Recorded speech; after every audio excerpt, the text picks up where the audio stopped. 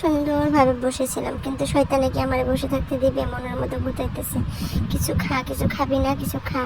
মুখের মধ্যে এরকম লাগতেছিল যে কিছু চুকা টাইপের বস্তু খাই। তো ভাবছিলাম কি খাবো কি খাবো, ভাবতে ভাবতে মনে পড়লো 3 দিন আগে যে আমার স্বামী ওইটা আমলক্ষী এনে দিয়েছিল, সেই আমলক্ষীগুলো দেখে তো কেমন আছে।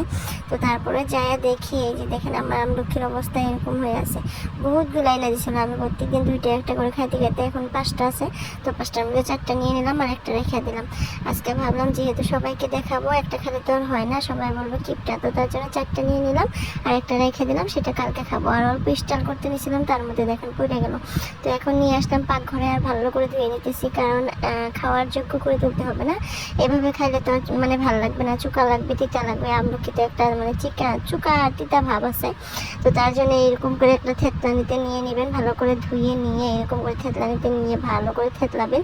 যেভাবে মরলে আপনাকে আল্লাহ থেতলাবে কবরের মধ্যে, তো এইভাবে থেতলাইতে থেতলাইতে গুঁড়া গুঁড়া করবেন। তার আগে ভিতরে যে বিচিটা আছে ওইটা ফালাই নেবেন, না হলে খুবই তিতা লাগবে। মানে বিচিটা যে এত তিতা বলবো, একদম বিষের মতো তিতা। তো তারপরে ফালাই দিলাম, দিয়ে এরকম করে ভালো করে থেতলাই দিয়েছি। শরীরে যত শক্তি আছে সম্পূর্ণ শক্তি দিয়ে ভালো করে থেতলায় থেতলায় থেতলায় থেতলায় একবারে মানে ভর্তা করে নিছি।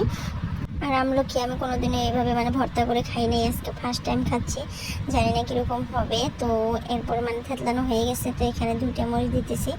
আর ভাইরে ভাই কী বলবো, 2টা মরিচ দিছি, এত ঝাল হয়েছিল, এত পরিমাণে ঝাল হয়েছিল, মানে আমার চোখের পানি, নাকের পানি, মুখের পানি একদম একখানে হয়ে মুখটা একদম ভেসে যাচ্ছিলো।